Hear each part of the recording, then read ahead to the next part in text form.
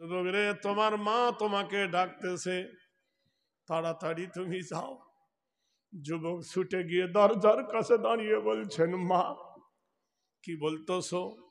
মা বলল, বেটা তুমি জেহাদে যাচ্ছ, খুশির খবর বাপ ধনরে, কিন্তু আমার বাড়িতে বড় বিপদ। বলল, আম্মা জান কি হয়েছে বলো? বলে, প্রসবের যন্ত্রণাতে এ কাতর হইয়া বিবি তোমার কাঁদতেছেন গোড়া গড়ি দিয়া।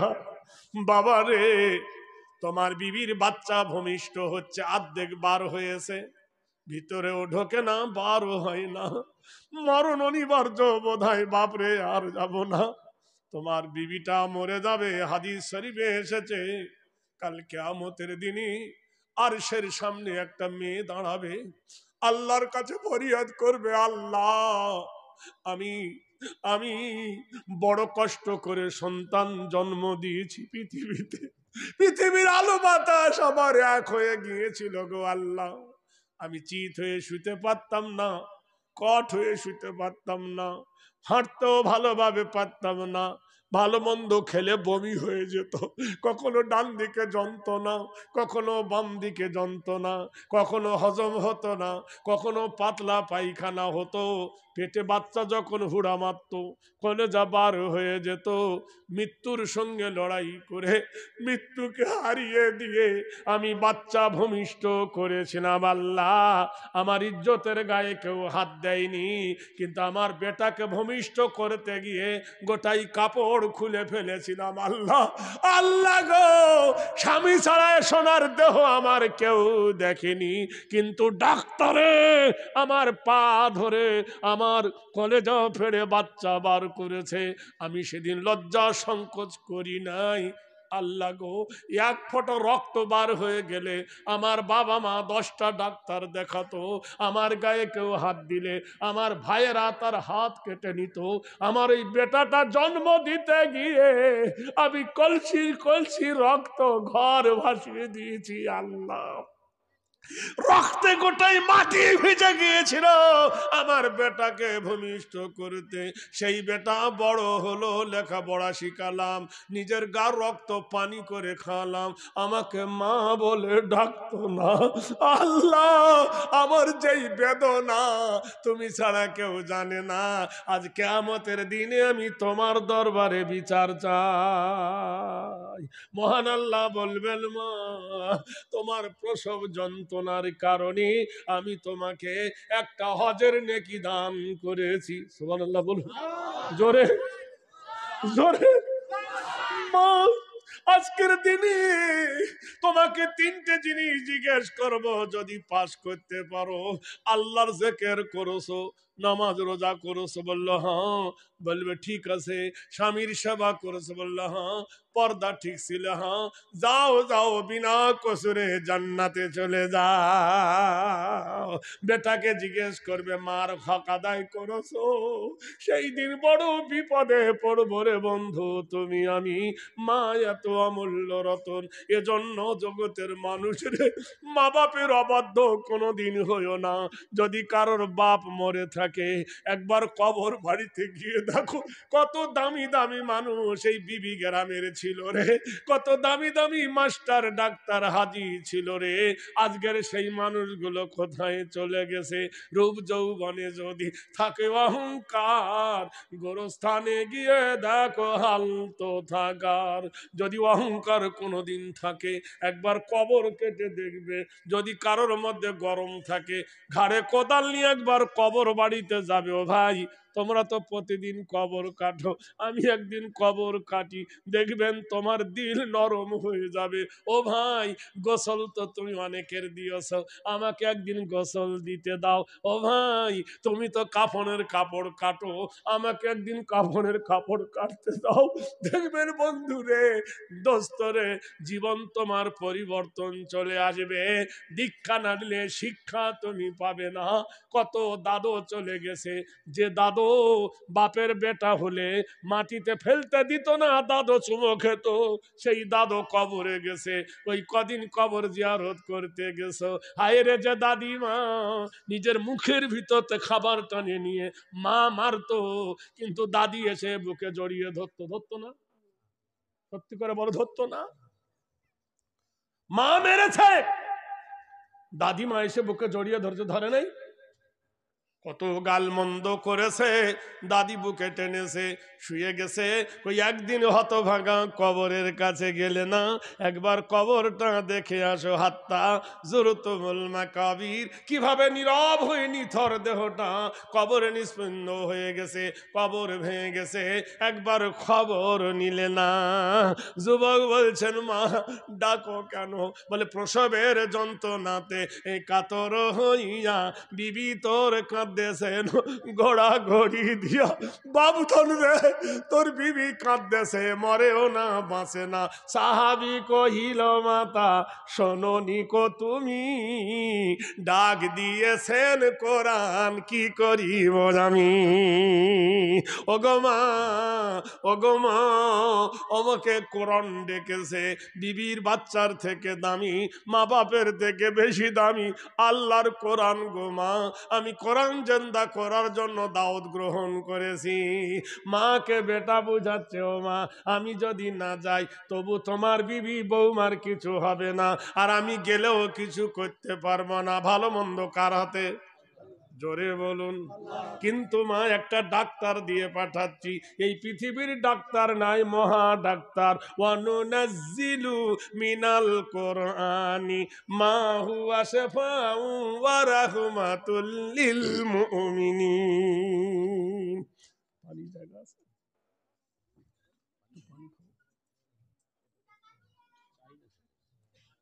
সুবহানাল্লাহ বলুন। وَنُنَزِّلُ مِنَ الْقُرْآنِ مَا هُوَ شِفَاءٌ وَرَحْمَةٌ لِلْمُؤْمِنِينَ। কোরআন হলো বড় ঔষধ রে, কোরআন হলো বড় দাওয়াই রে, কোরআন হলো বড় মেডিসিন রে। ও বন্ধুগণ একবার ভালো করে দেখুন, একবার জোরে বলুন নারায়ে তাকবীর। ক্লাস 4 না 5 একটা বইয়ে একটা কবিতা আছে, বুদ্ধি বোঝাই বাবু মশাই, চড়ি শখের বটে মাঝিরে কন বলতে পারি সূর্য কেন ওঠে। বুদ্ধি বোঝাই পণ্ডিত নদী পার হচ্ছে, নৌকায় বসে মাঝিকে বলছে এই বলতে পারিস সূর্য কেন ওঠে, চাঁদটা কেন বাড়ে কমে, জোয়ার কেন আসে।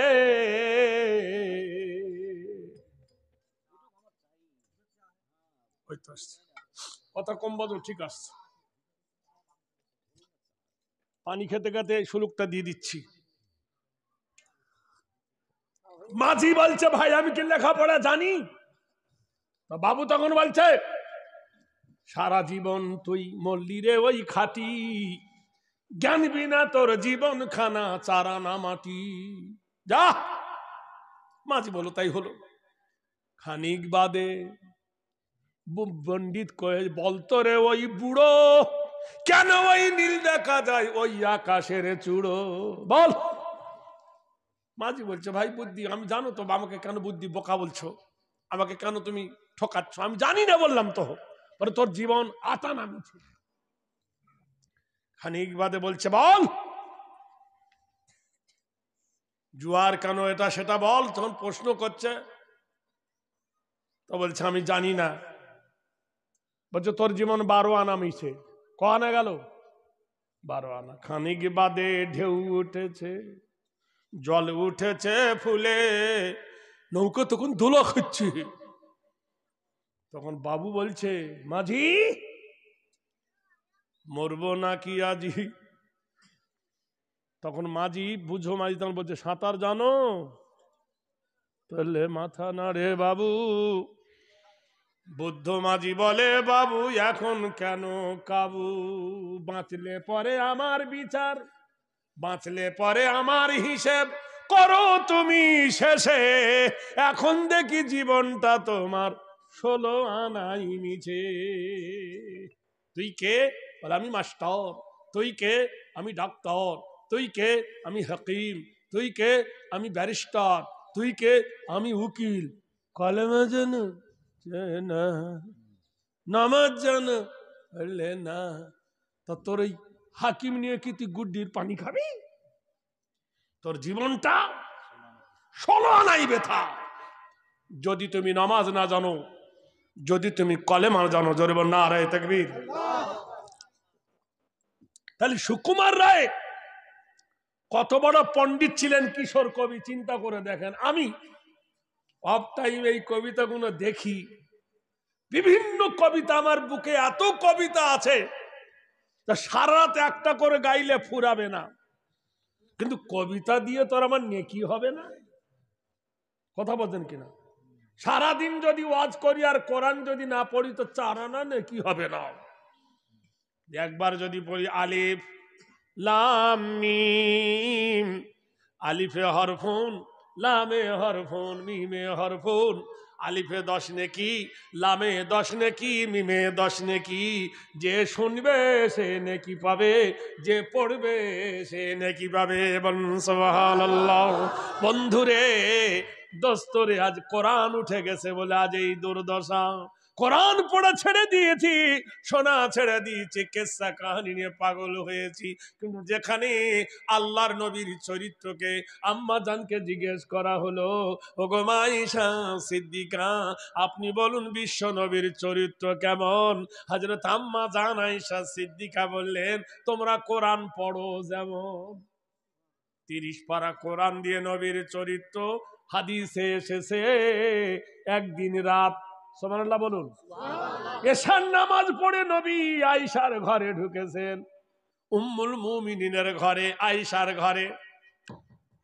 এসে আয়েশাকে বলল, আসসালামু আলাইকুম। আয়েশা জবাব দিলেন, ওয়া আলাইকুমুস সালাম। সত্যি করে বলুন, এতদিন জলসা শুনে একটা জিনিস আমরা আজ পর্যন্ত শিখাতে পেরেছি যে স্বামী বিবিকে সালাম দিবে? Not allow. এ পর্যন্ত কোন নারী কটা স্বামীকে সালাম শিখিয়েছে? আমার মনে হয় 3000 জলসা শোনা হয়ে গেছে আপনাদের। এর মধ্যে যদি একটা করে আমাল করতাম, এক একটা মেয়ে ছেলে, এক একটা বেড়া ছেলে হাফেজ হয়ে যেত কোরআনের হাদিসের। কিন্তু এখান দিয়ে ঢোলে এখান দিয়ে ফেলে। বিবি গ্রামের কোন মেয়ে স্বামীকে সালাম দেন? স্বামীরা দেন? চিন্তা করে দেখো, বিসমিল্লাহ গলত কাজ হবে কি করে? হ্যাঁ, আম্মা জান আয়েশা বলেন, নবী এশার নামাজের পর, এই তোর কি হলো রে? জন বয়সে পেশাব পাই কি করে? এখান থেকে কিয়ামত পর্যন্ত পেশাব না পড়া যায় না? হ্যাঁ, কিসের পুরুষ আমরা?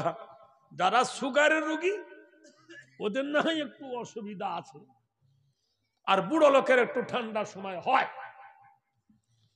জোয়ান মানুষ উঠতেছে ফুটফুট করে। হ্যালো,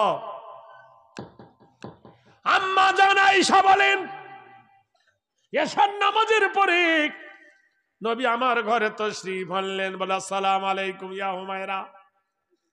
আয়েশাকে হুমায়রা বলে ডাকতেন। ঘরের দরজা বন্ধ করে দিলেন নবী।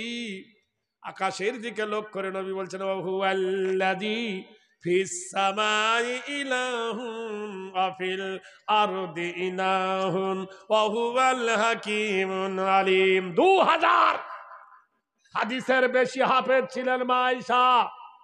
তিনি বলছেন, নবী ঘরের ভিতরে এসে আকাশে বলছে, আল্লাহ, আমি এখন আর নবী নাই, আমি এখন আর নবী নাই, এখন আর নবী নাই, আমি এখন আদর্শবান একজন স্বামী। আমি নবী হয়ে বিবির কাছে আসি নাই, কি হয়ে এসেছি? আদর্শবান স্বামী হয়ে। আম্মা জান আয়েশা বলে, খুব প্রচন্ড গরম।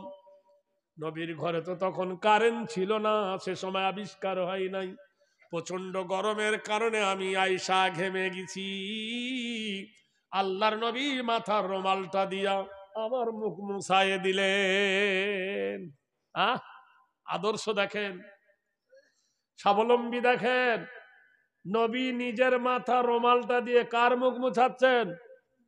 আম্মা জান আয়েশা সিদ্দিকা নিজের বিবির।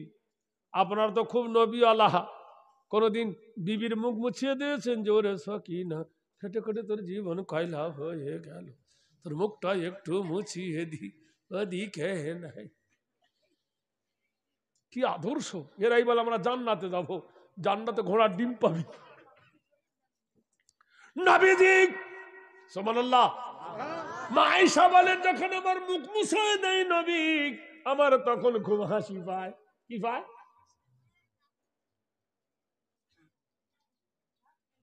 বলেছেন মোহাম্মদ রফিক, শহর কোরআনী আমিরো কি মালেকা, যারা মুস্কুরা তো গজব হো গয়া।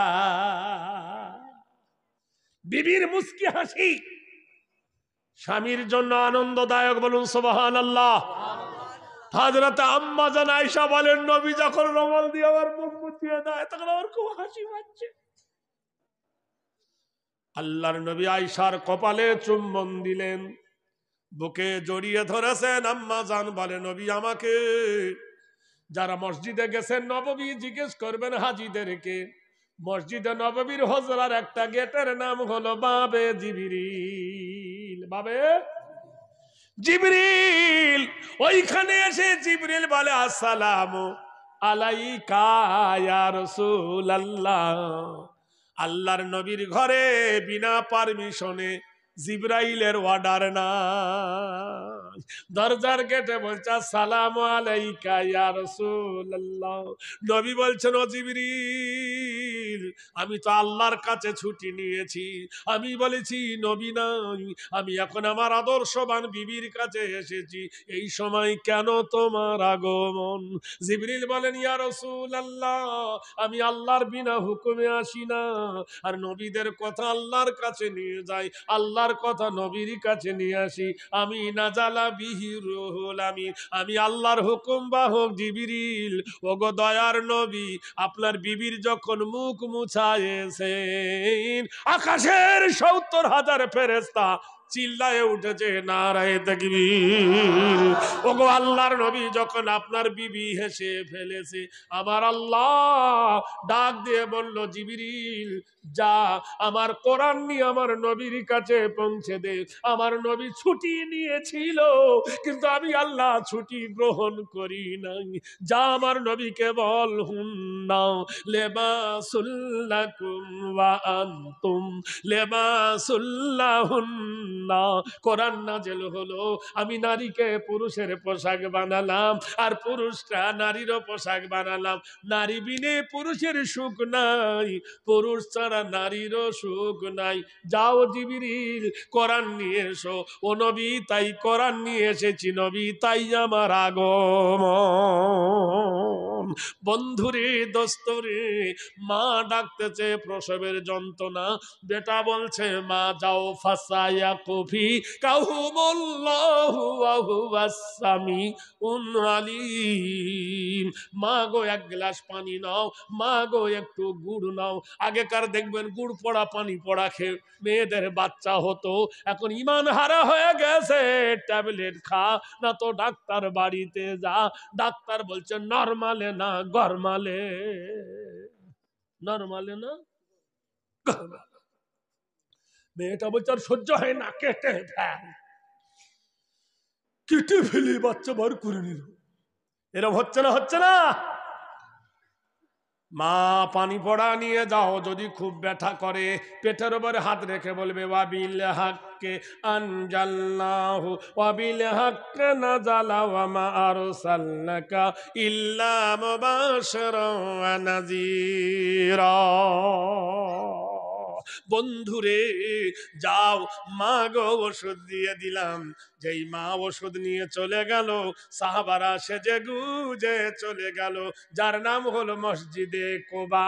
প্রত্যেকে হাজি জানে 7 বার তপ, 7 বার ঘুরলে 1 তপ হয়। আর মসজিদে কোবাতে দূরে কাদ নামাজ পড়লে এক উমরার নেকি পাওয়া যায়। মসজিদে কোবায় লাইন দিলেন সাহাবারা, কাতার দিলেন 300 জন সাহাবী। নবী বললেন ঘোড়ার পিঠে ওঠো, সবাই লাগাম ধরেছে। নবী পড়ছে আল্লাহুম্মা আলহিমনা মারাশিদা উমুরিনা ওয়াইজিনা মিন শুরুরি আনফুসিনা ওয়া মিন সাইয়্যাতি আমালিনা। হে আল্লাহ, রহম করো আমাদের প্রতি, হে আল্লাহ দয়া করো তোমাদের প্রতি, হে আল্লাহ জয় বিজয় তোমার হাতে, চাবুক মারবে। এমন সময় মা ছুটে গিয়ে বলল, বারা ও বেটারে সুসংবাদ, প্রসবের যন্ত্রণাতে এই পরিত্রাণ পায়া পুত্র সন্তান বকশি দিয়েছে বেটা, তোমার বিবি একটা সুন্দর বেটা জন্ম নিয়েছে। মা বলছে, বেটারে তোর বেটার একবার চাঁদ মুখখানা দেখে নে। বেটা কহিল, মাতা হৃদয় চিরিয়া যদি দেখাবার হতো, চিরায়ে দেখাতাম মাগো কোরআনকে ভালোবাসি কত। মা বলল, বেটা তোর ছেলের নাম কি রাখবি বল? বলল, মা ওর নাম রেখে দাও আব্দুর রহমান।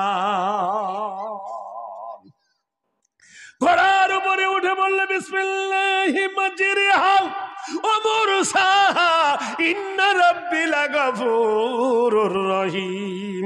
মারলো চাবুক, দুর্গম গিরি কান্তার মরু, দুস্তর পারাপার। কবি নজরুল লিখেছে, দুর্গম গিরি কান্তার মরু, দুস্তর পারাপার।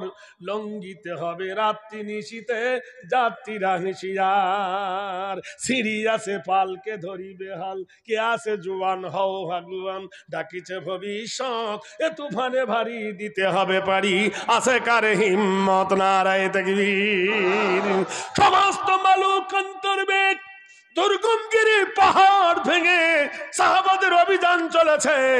ঘোড়াকে লাগাম দিয়ে পাগলের মতো ছুটতে ছুটতে ছুটতে পৌঁছে গেল বাহরাইন। মদিনার মসজিদ থেকে 200 মাইল দূর। দুই পক্ষে লড়াই শুরু হয়ে গেল। এক পক্ষে বেদিন, এক পক্ষে মুসলমান। বলুন সুবহানাল্লাহ। ইমানদারের সঙ্গে বেঈমানের লড়াই চলছে বন্ধুরে। মার আর মরো, দুজনে মারতে শুরু করে দিল। লড়াই হতে হতে 100 জন মুজাহিদ শহীদ হয়ে গেল। তারপর আর 100 মুজাহিদ শহীদ হয়ে গেল। 300-র মধ্যে 200 চলে গেল, থাকে 100। তার মধ্যে 30 জন মুজাহিদ শহীদ হয়ে গেল, বাকি থেকে গেল 70 জন। জিকির করো লা ইলাহা।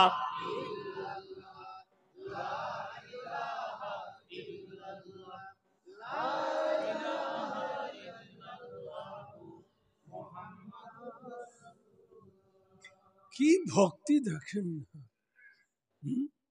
ক্রিকেট খেলায় যদি একবার 4 মেরে দেবে, 4 আর যদি একবার 6 মেরে দেয়, ছক্কা। সামান্য পৃথিবীর খেলা দেখতে এত জোরে ছক্কা মারতে পারো, হাততালি মারতে পারো, আর আল্লাহর নামে জিকির করতে একবার জোরে বাইর হয় না ভোল্ট।